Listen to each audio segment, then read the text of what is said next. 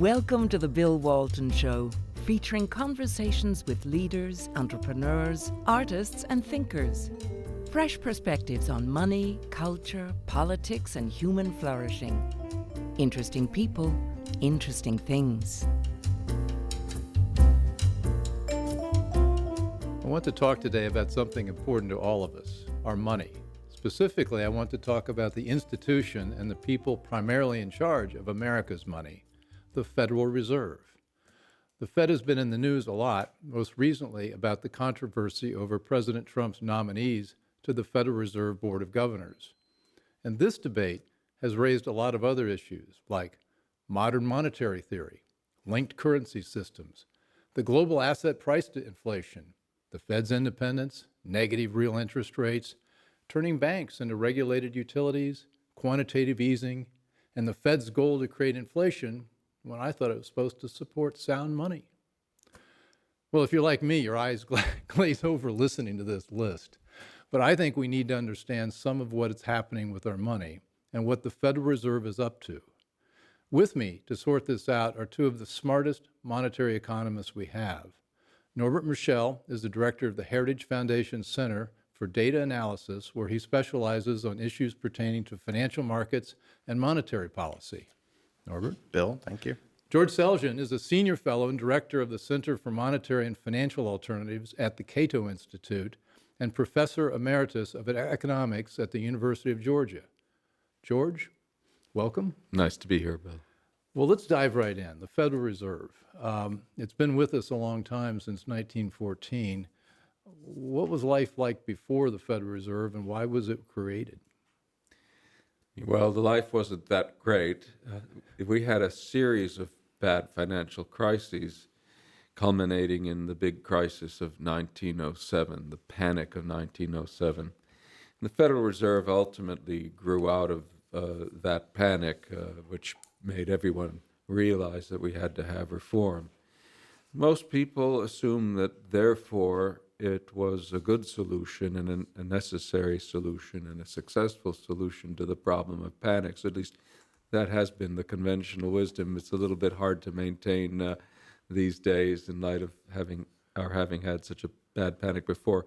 But what a lot of people don't understand is why we had those panics before the Fed. And that's really important, because it wasn't because the government didn't regulate the monetary system before 1914. On the contrary, if you delve into the causes of those panics, you find bad government regulations of the monetary system that preceded the Fed's establishment that were absolutely crucial to the problems of that period. And that's what people should be aware of. It's not because we didn't have a central bank. Yeah, the Fed,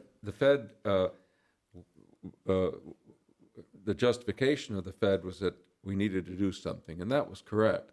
Well, the people who said we needed to do something were the New York banks. Well, they? that was they shaped the reform effort. So you had people who had excellent ideas about how to fix the monetary system in the years leading to 1914. Most of whom looked at Canada as a good model for what the U.S. system should have been like. And what they had in Canada was a decentralized system, not as decentralized as ours, though, because they let their banks branch more than 100 years before we started letting ours branch. So they had about 40 banks that had branches all over the country. And they were remarkably stable. They had no crises. And to be clear, when a bank, you have a headquarters and then you have all the branches. And if you have a lot of branches, you have a much more stable deposit base and a bigger lending book. You can diversify the lending over a bigger portfolio. And so it's a lot more stable. A lot more stable. And funds, when they're needed, can move from one part of the country to another just by moving from one branch of the bank within to the another. bank. Yeah. Well, I had a job as a young banker. I was head of strategic planning at Continental Bank in Chicago, if you remember that. Continental? We had a little problem with Continental Bank. Bank. Yes, But Illinois at the time was still a unit banking state, That's which right. meant you can only have one office. I guess we could have one other one. We had about branch about a mile away. And Continental was very big in oil and gas lending when oil prices were $70 a barrel, and when they fell to $14 a barrel, it was a big problem. And its deposit base was, I think we had assets of $45 billion, and $35 billion was borrowed from the Japanese overnight. Incredible. And so as soon as things got bad, they withdrew their money and the bank went right out. So that's the kind of thing that drives a bank out of business when you don't have a branch banking system. Absolutely. If you don't have the opportunity to diversify, both on the asset side and the liability side, you've got weak banks. And we had 30,000 mostly tiny, weak banks before the Fed. So we had structural problems, but they could have been directly solved with deregulation. Instead, there was a patch job done, which was the Fed, where the Fed was supposed to make up for these structural deficiencies, which it never has done very well. Well, just one of the things I think, it's hard to conceive of life without the Federal Reserve in America, or all the central banks in Europe and Japan, et cetera. But there are alternatives. And I've been reading about what your work has been. There's something called free banking, which is where you don't really have a central bank, but you have a widely diversified group of banks, and each one of them issues notes and that sort of thing. And I think the Scottish had a very successful system. They did, indeed. Very stable, very few losses to their customers of the banks, no crises. The comparison between Scotland and England, which England, of course, had one of the oldest central banks, the Bank of England, but the comparison between those systems and that between Canada and the U.S., very similar. In Canada, Scotland, you had free banking, decentralization, no central bank, and you had stability. In England and the United States, you had regulation. In England, you had a central bank long before 1914. In the U.S., you had other kinds of very severe restrictions on banking freedom, and in both of those cases, you had tremendous instability. So one of those, jump in. one of those sort of conventional critiques is that you had these competing banks with these competing notes, and it was chaotic, and nobody could understand what was going on because they had all these different types of money, and that actually isn't true. And that's like George's work has been better than anybody's in showing that part of the system actually functioned in those free systems, not in the United systems. States where they had lack No, that's of right. branch. Right. In those free systems, yes. So, and now with technology, especially the way it is, it would be nothing for anybody to have customized, sort of prices in any sort of, any currency that they want. If you shop on Amazon, Amazon could tailor the prices that you see much better than they could have done in that era. So in theory, we could have something like this if we had the political will or desire to do that? It's a little tricky now, Bill, because in those systems could rely on didn't need a central bank because they had a defined monetary unit, defined in terms of gold, or if you go further back, silver. And that unit, of course, had an existence that didn't depend on any public institution.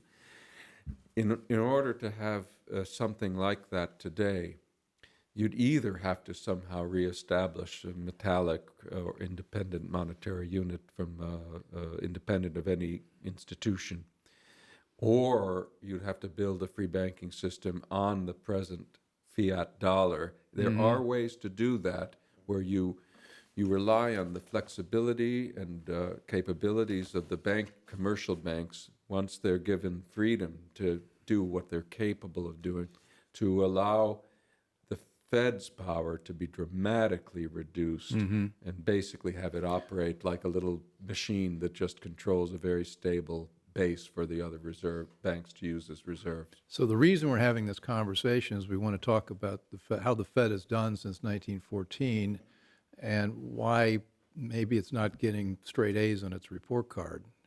When it was formed, and I'm referring, I think, something to George that you wrote that was, number one is three things: promote effectively the goals of maximum employment, stable prices, moderate long-term interest rates, and then also overall to contain financial disruptions and prevent their spread outside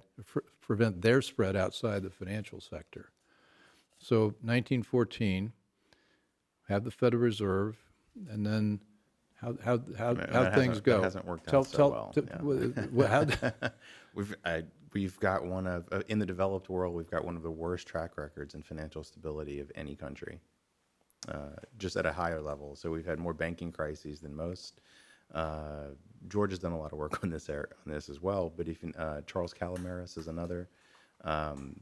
It's well documented. Since 1970, we're one of only two developed countries, or one of only three developed countries, two developed countries to have more than one banking crisis. Sorry. Mm-hmm. So just from a banking stability standpoint, that hasn't worked out. And a lot of the work that George has done has looked at a lot of the macro, sort of the macro results, if you will. Could you say that the Fed has stabilized the business cycle? Could you say that it has moderated prices or held to price stability? Well, you can only say that about price stability if you have the Fed's definition of price stability, which is constant inflation. And in terms of taming the business cycle, there's more than enough evidence to say that they really haven't done such a good job on that either. Mm-hmm. So we've talked about inflation. You mentioned inflation. Now, we went through horrible inflation in the late 70s, early 80s, and their mandate is to promote stable prices. And George, you had a chart in one of your presentations of what prices look like from 1790, roughly 100 years before the Fed was formed. I mean, and it was fascinating how much prices rose. In the days when you had a gold or silver standard, the price level couldn't wander very far before there would be responses ultimately from the gold mining industry that would check the movement in the price level and ultimately help it come back to where it came from. So a natural result of a metallic monetary standard was long-run price stability, meaning literally that in the long run you could expect the price level, that is the general costs of goods, to come back to wherever it had been in the past. And that's exactly what happened. If you go by the best available statistics, the price level on the eve of the Fed's foundation was roughly what it had been 140 I think years your before. chart said prices were up 8%. There was a trivial. That's not 8% annual. That's 8%. No, 8% in total. 100. And that just was happening where you started years. and ended the series. That's right. So that's a long run result of having a precious metal standard, and of course we have to remember that for its early decades the Fed was still bound by the gold standard, but the question is, did things become relatively more stable given that continuation of the gold standard than they had been before? And the evidence is they didn't become more stable. Despite all of the problems I was alluding to before about the pre-Fed system, because again, I can't emphasize enough what a flawed system that was, the Fed has done a dismal job even improving on that system, particularly during the Fed's first decades, which were notoriously bad. You call the decades from 1914 to 1945?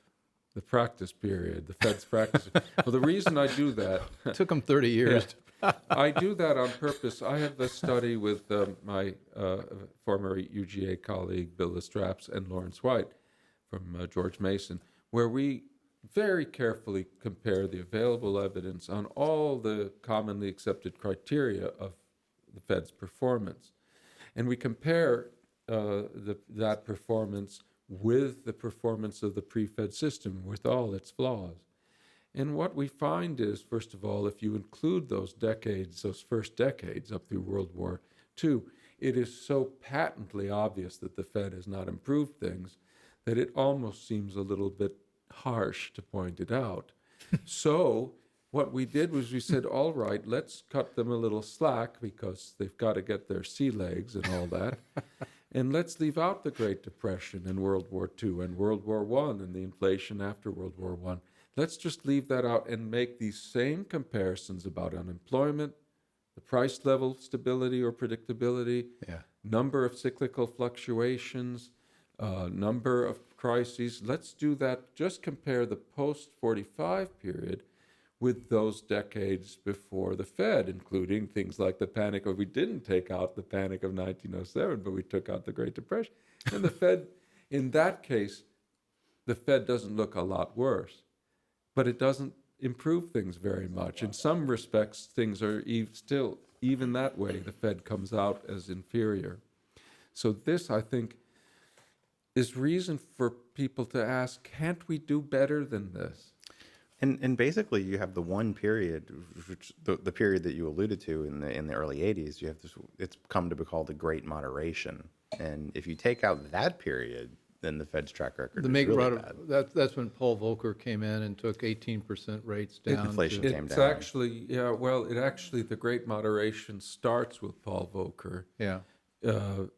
Depending on when you date it, but it continues virtually up until the Great Financial Crisis. So it's a fairly long period when there was considerable stability. But it was unique. It was one of these eras. There are a couple of them. In the 20s look like another one, when the Fed's performance looks pretty good. But then you have all these other periods when bad things are happening. Well, one of the thing that's fascinating now is that most of us think of the Fed, and I don't anymore now that I've done a little research on it, think of Fed as this omnipotent institution filled with geniuses that can gently guide us through economic good times and bad times, and that it absolutely has. That has not been the case, but it also has been given the responsibility to do a lot of things that any Federal Reserve or any central bank is not equipped to do, like maintain employment. What's the link between what would a Federal Reserve have to do with maintaining low unemployment? How does that work? And what's interesting about that one too is that their own statements say that maximum employment in the long run has very little to do with monetary policy. That they can't really do much about it. Okay, so they're saying don't grade us on that curve. Well, that's partly. Yeah. The truth is, and I think everyone recognizes this, that the Fed, any central bank, is capable of causing a lot of unemployment if they botch things up. So, in a sense, we should want the Fed to care about unemployment, at least to the extent of caring about not doing things that cause more of it than is necessary. So I think that has to be considered one of their responsibilities. Where things get dangerous is when people expect the Fed to be able not only to behave responsibly enough to not contribute to unemployment, but to be able to solve and eradicate all unemployment problems, no matter what their ultimate source is. That's when you get into trouble, because you start having people look at the Federal Reserve as having the power not only to keep things reasonably stable so that it doesn't contribute to unemployment, but also to get everybody a job, yeah, which is that's asking more from monetary policy than it's capable of achieving. And unfortunately, there's always pressure on the Fed to do that, because people believe it has the power to do anything. Mm-hmm.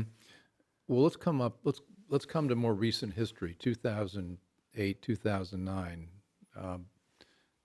What did the Fed do before that period, and then how did they behave during the crisis, and how would you have done it differently? Oh wow. On the technical side, what did they do, or just whatever what happened? Just explain it to somebody who hasn't spent as much time as you have working through the math. So part of their mandate is to dovetail off of what George is saying, is to not screw things up. So if you're on the Fed board, you don't want a major depression, you don't want a major recession, you don't want to crash the economy. If the economy is crashing all around you, the last thing you want to do is tighten the money supply, so to speak, so that nobody can get any funds. That's going to make things worse. And that's what happened in the Great Depression. That's what Ben Bernanke apologized to Milton Friedman for at an American Economic Association conference. Not that the Great Depression was Ben Bernanke's fault. Not that it was his fault. But then when Ben Bernanke I thought was we running, blamed everything on him.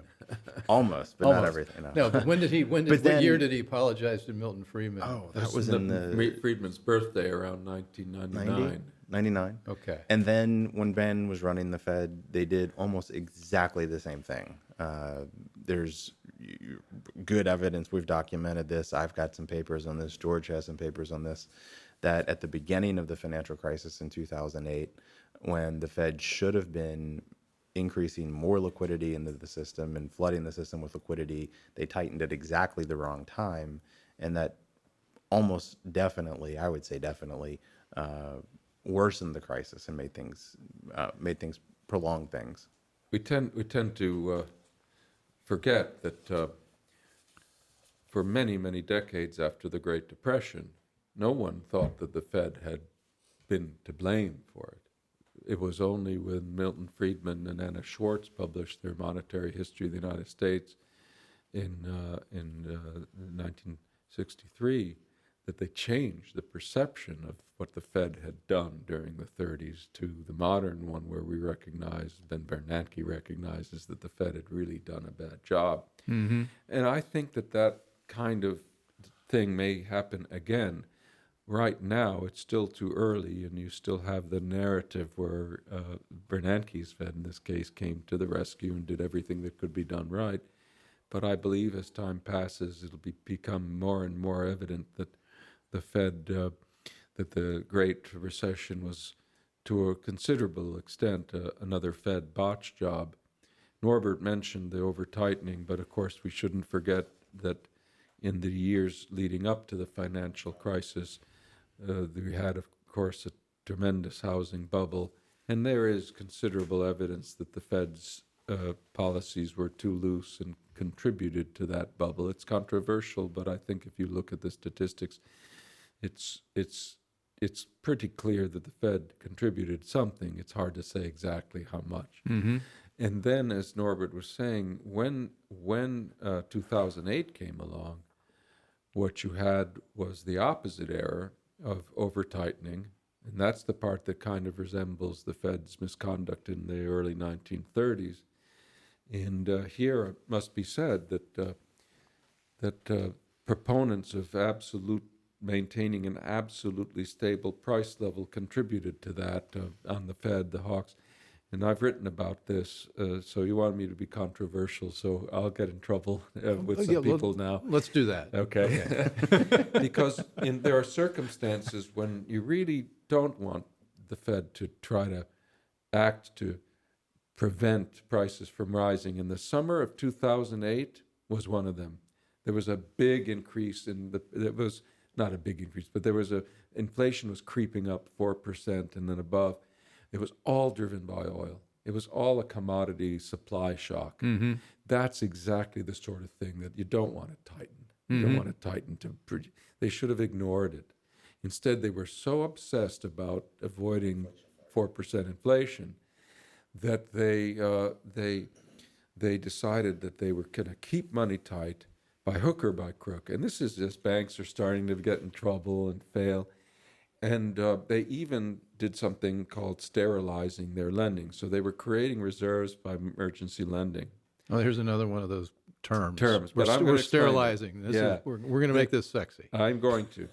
So they're making loans to banks, financial institutions that are in trouble. And that creates more reserves because the Fed's expanding its balance sheet, so it's making loans, and the result of this is that there are more dollars. And they bought system. massive amounts of junk mortgage paper. That's later. Okay. That's right. Okay. All right. We'll get to that. That's after 2009. First there was the bailout. First then there's there was the the junk. bailout. Okay. First there's the direct emergency lending to the financial system. But to offset the reserve creation that normally would involve, the Fed is selling securities. So it's engaging in security sales in late 2008, not purchases, to offset its lending. All of which is aimed at trying not to let the inflation rate stay above 4%.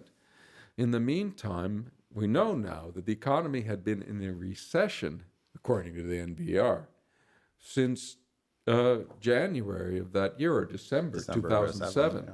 So they're tightening money or keeping it tight, worrying about inflation when the economy is going down the toilet. Well, one of my core beliefs is this notion that decisions are made best right at the level of where the action is. And the further you pull back from the front lines or whatever, whether it's business or military or whatever, the less good information you have and the less easily it is to adapt to what's happening. So we have a free banking system with banks, with all of their branches. They can deal with that problems. Let's say you get a problem in Ohio will deal with that, but it's not going to affect New Jersey.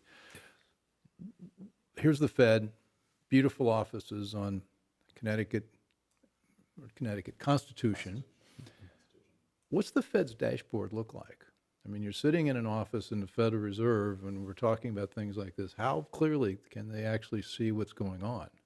Yeah, but that is a huge problem. They have a gigantic dashboard, but it's so big that it's like some of these high-tech fighter planes where the capacity of the fighter planes Could I envision in a Pentagon war room, or right. It's Dr. beyond the Strangelove, capability of a human pilot to actually know and handle all the knobs that are in front of him.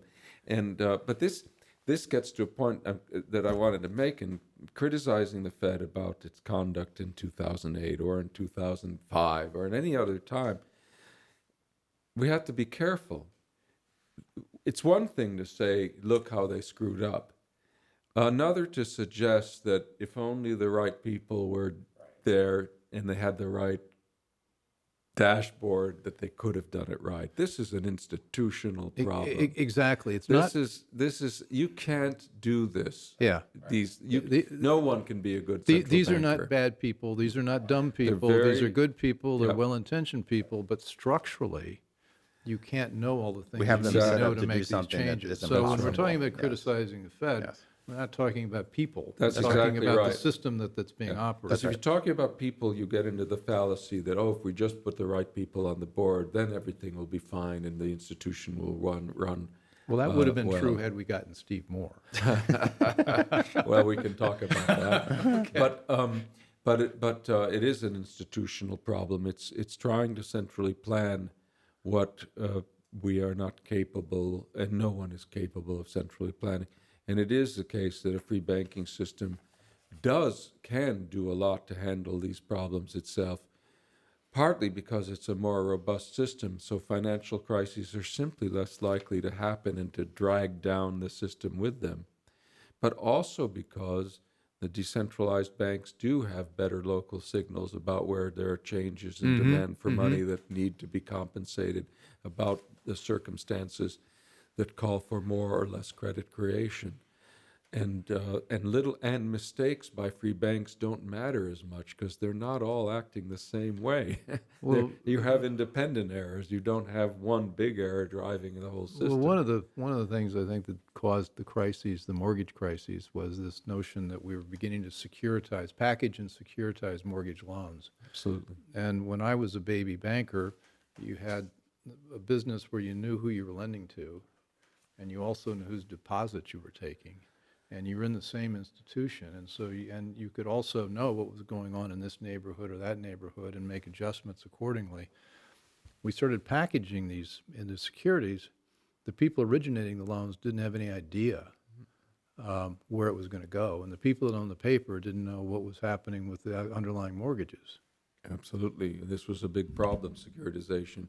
And of course, that raises the question of the role of the GSEs, of Fannie Mae and Freddie And Mac. ultimately the federal GSE, government. ultimately government-sponsored government-sponsored enterprises. Okay. That's right, because we want to be careful in pointing out the errors of the Fed and how they contributed to the crisis, to not suggest that there weren't other factors involved, including other government agencies that contributed to the developments that led to that disaster. Yeah. The GSEs certainly belong on that list. Well, one of the things that I want to understand better is that I thought the Fed was built to promote sound money and stable prices, and we were not. And then inflation was basically a way to rob your children of the future and to borrow money that you otherwise wouldn't borrow in the capital markets. And yet they have a standard of 2% inflation, which means I don't know how quickly money loses half its value, but it's pretty rapidly. It's 70. So where did 2% inflation? 35 years, 36 years. Okay. Where did having 2% inflation become a good thing? Well, I mean, some would say it's not a good thing. Well, I would say it's But, not a yeah, good thing. yeah. But when did the Fed? I heard that something about New Zealand. So they started- didn't. So yeah. Well, we didn't have an inflation target, formally we didn't have an inflation Yeah. target of 2% until, was it 2012? That's right. January 2012 was when the Fed formally embraced 2%, but it had informally had that as its objective long before. And I think the history of that starts in the 80s. Paul Volcker's bringing the inflation rate down from double digits. There are many economists, mostly Keynesians, who say, look, it's already down to 5%. It can't go any lower. We're going to really have problems in the labor market. And then you have still monetarists holding out for the ideal of literal price stability, which is a zero long-run inflation rate. And 2%. Which is what we had in that century we talked about, the 19th century. Absolutely, that's right. And for some time afterwards, at least for certain periods, like the 1920s. I think partly the 2% outcome was simply a compromise between the Keynesians and the monetarists. It was, okay, well, we'll meet halfway and do 2%. That was part of it. There was also, though, there has been a long-standing argument in economics. It goes way back centuries, saying, well, a little inflation helps to grease the gears of industry and the labor markets, etc. So if we have a little inflation, it makes unemployment less serious. It's not quite the belief that more inflation always gives you less unemployment. That belief had been pretty much put paid to by the great stagnation of the late 70s and 80s. But there developed instead the popular belief that 2% means less frictional unemployment, people can find their job. That also had a big influence in the rise of this 2% ideal. And it is true, it's a remarkable phenomenon that the Fed managed to just slip into this, as did many other central banks, because 2% became the common ideal among other central banks around the same time. They slipped into that with very little actual public discussion and debate, with very few people saying, wait a minute, this isn't Maybe price not such a stability, great- this yeah. isn't what the mandate says. And they have gotten away with that. And now they're pushing for 3. But it raises one of the issues in my opening about the Fed's independence. And there's some people that believe that the Fed should be above all politics and all intervention and all agendas from anybody else, and it should be, the omnipotent 7 people who decide in their wisdom what to do. And then there are other people that say, no, it should be politicized to the extent that we ought to have a say in whether the target's going to be 2% or 0. And I'm on the let's have them accountable standard or side rather. I want the standards to be there. I want them So to be you don't think the Fed transparent. independence is something?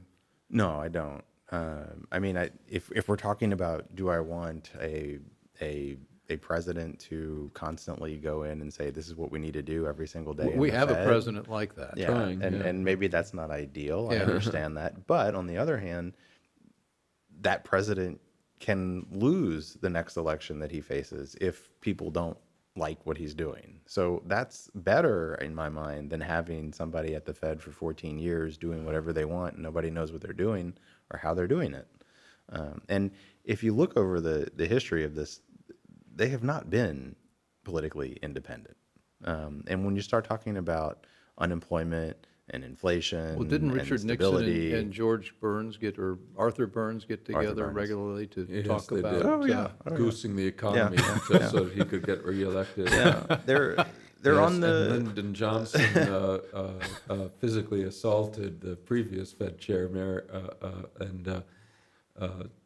Was that Martin? that was it Merkley's? No. Anyway, it doesn't matter. But yeah, Why is his name escaping me? That's terrible. Arthur Burns and Nixon are on the Nixon tapes making fun of the idea that the Fed is independent. I mean, it was a joke.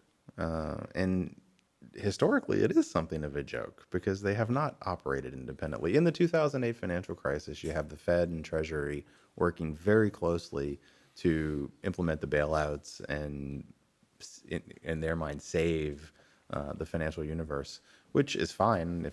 In my mind, again, that's how it should be. It should all be out in the open. well, they are interrelated in their function. And they certainly are. And we should drop the fiction that they're not. George, where are you on that? Well, I don't quite want to drop the fiction, such as it is. I think that it is desirable. It is desirable for the Fed for the government to keep its hands off day-to-day Fed decisions, and I think that it should be an understanding that direct pressure from the government on the Fed to alter its monetary policy though it's something that is bound to happen, is not something that the Fed should easily yield to, because presidents and administrations have their own short-run concerns that are often contrary to the needs of a stable economy, like getting reelected. So I think the idea of Fed independence and what little independence it enjoys is worth trying to preserve. On the other hand, Congress absolutely has the responsibility both for dictating the mandate that the Fed should follow and for seeing that it actually does follow it. So I think it's a mistake for Congress to simply defer to the Fed and say, well, if you want to define price stability this way, that way, or the other way, that's fine. Because at that point, Congress is not doing its job. But that's what happens. That is what's that's what But happens. in another, it's related context. There's a lot of people. Peter Wallison's one of them that, talked about the administrative state and about how Congress has really punted to give to the agencies, not the agencies, the cabinet departments, full authority to do things, so they don't have to take responsibility for it. And so I guess this is analogous. And the independent agencies. Yeah. Definitely. No, it's analogous. the Fed enjoys aspects of independence that are undesirable and sometimes doesn't enjoy the kind of independence that is desirable. And so ideally, you want the Fed to be accountable. You don't want the federal government dictating monetary policy. For one thing, if Congress had control over monetary policy, they'd have the Fed pay for whatever, you know. And Well, that would be called modern monetary theory. that exactly would be called which modern I want monetary to theory. let me tell me about. It sounds dangerous. I think it is dangerous, Bill. First, what is it? Yeah. I mean, Modern monetary theory, if you had to, it is, first of all, it's not a theory, it's a cluster of ideas. And it's not modern. Well, some of them are not modern at all. That's right. Many of them are quite old-fashioned. It's a cluster of ideas, and we have to. It's necessary to say that because they'll quickly point out, "Oh, you've left this out. You left that out." So they have ideas about guaranteeing jobs for everyone. They have ideas about the origins of money. They have ideas about how money is created, in fact, in our modern monetary system. And they also have normative ideas about what the Fed should or shouldn't do and what Congress should or shouldn't do. I think, though, that the aspect of modern monetary theory that's got everyone's attention these days, which is the one we probably should talk about, is one that says that a nation like the United States that has its own sovereign a currency, fiat currency, never has to worry about not being able to pay its bills because it can always print all the money necessary, and it doesn't have to worry about deficits because it can always fund the deficits. And the danger, what makes all of this dangerous, is precisely the fact that In some respects, it's true, but it's not true in the respects that most matter. It is literally true that a country can always, with fiat money, can always pay any amount of expenses. It is not true that it can do that without adverse consequences, like potentially hyperinflation, for example. Now, here's where these guys get really dangerous. They're tricky. Every time they write about the government's unlimited capacity through monetization to pay all of its expenses, any amount, Green New Deal, you Monetization means they just issue more money. issue more money to cover the expenses. Right. Whenever they say this, they're always pretty careful to somewhere say in a side note, oh yeah, well, of course, if inflation starts to break out, then we have to take steps to change it. And by the way, they believe that Congress should control inflation by regulating taxes and spending to do that, which is itself a real can of worms, right? For anyone who knows how congressional decision-making works. But anyway. You're not making me feel optimistic. I know. So put that aside. So they always make a point of mentioning inflation. Yeah. But they have 20 paragraphs saying, we can pay for anything, no problem. And then they have one saying, of course, if there's inflation, we'll have to do something. And what they've done is to build an immense popularity based on 19 paragraphs that talk about how we can pay for everything by printing money. And Ignore the last paragraph is, pay no attention to the paragraph behind the curtain. But they drag that out if a critic like Norbert or me says, this is really dangerous stuff. This could lead to inflation. They say, don't you read our theories? You haven't paid any attention. Look at paragraph 20. It says we have to worry about inflation. On page 6 in 4-point font and as a footnote. Something like that. So they're very, very slippery because they say the things they have to say to evade the obvious criticism that paying for everything by printing new money can lead to high inflation. But their popularity rests on not drawing too much attention to that caveat. Well, we've got a few minutes left. I want to take us from where we are to where we want to go. But before we go completely to where we want to be next, I'm going to finally learn what quantitative easing is. We've been hearing about quantitative easing for years. So what is quantitative easing in 3 sentences or less? Basically, it's the central bank buying large amounts of assets. Okay, not treasury securities, but They can be treasuries. They could be can be treasuries. It could be treasuries. But, all right, treasuries. so their balance sheet's going from $800 billion to set 3.8 trillion right Yes, now, that's right? about right, yes. And it had been higher, and they shrunk it a little bit. So, but there's more to it than that. Of course, central banks... That was my one sentence. Yeah, he gets one. We cut you off. Sorry. I don't know. Central banks have bought assets in the past, of course, but quantitative easing refers to buying a lot of assets at the same time that either interest rates are at zero or the Fed is paying enough interest on bank reserves to get the banks to hoard any reserves that they create. So quantitative easing is a policy of making up for the fact that banks are just hoarding as many reserves as come their way, as much cash as comes their way, making up for it by creating that much more cash. So the idea is, if you're in a situation where small amounts of asset purchases and reserve cash creation don't do anything because the banks are just clinging to whatever is So created, we're not expanding the economy by the then regular if we amount. do enough of that, then maybe it'll still do something. I still think I'm Professor Selgin. I might So flunk your midterm exam. So normally the central bank would be buying things to get money out into the economy. Well, let me. They would be let me- buying treasuries. Let me break it down. Bank reserves. But the good old days, the Federal Reserve would provide some reserves to the commercial banks.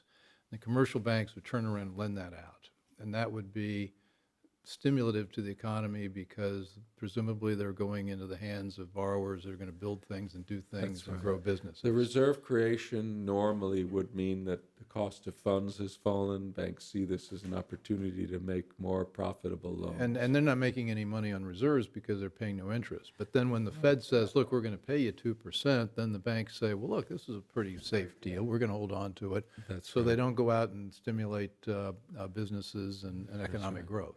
That's right, not the usual way. So the Fed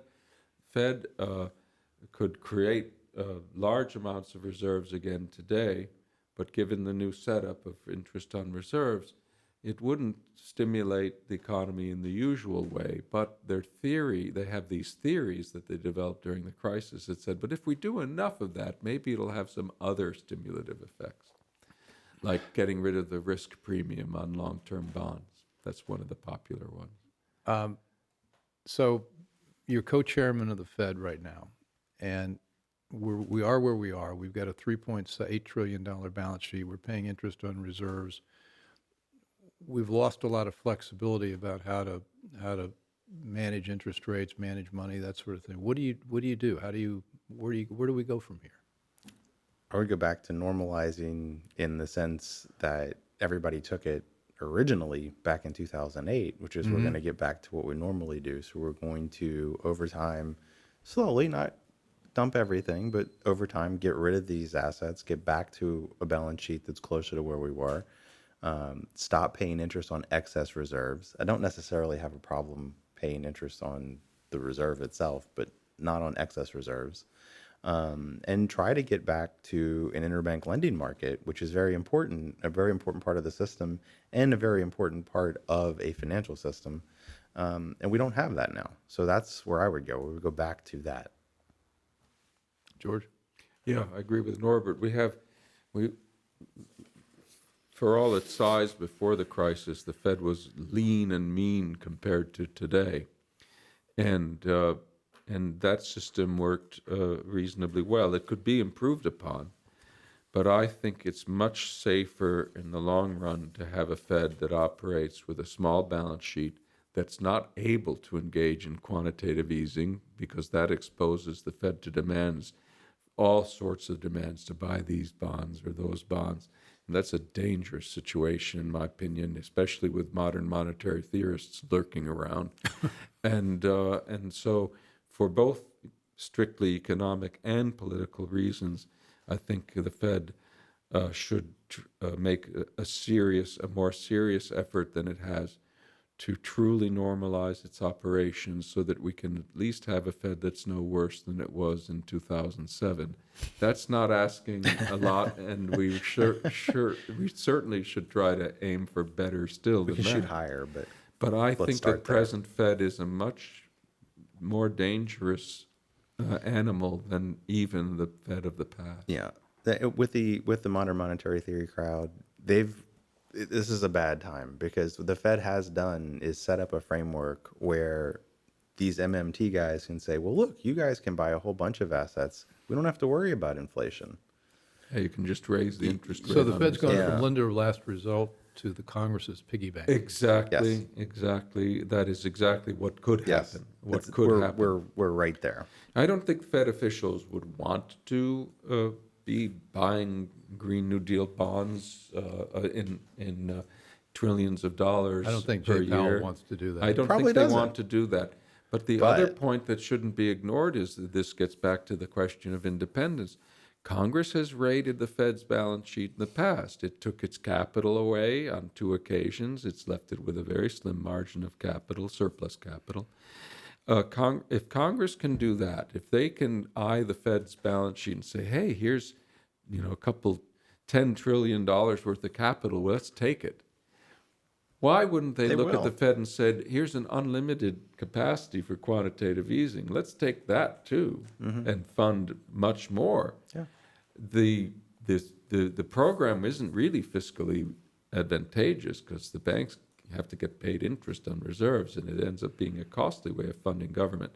But it looks advantageous to the public, and it bypasses the appropriations process. And you can bet there are a lot of congressmen who will say, even if this is bad fiscally not the cheapest way to fund things. It's the only way we could fund a lot of things we'd like to get through. So once again, we're in Washington, and we're just shocked at the way this works.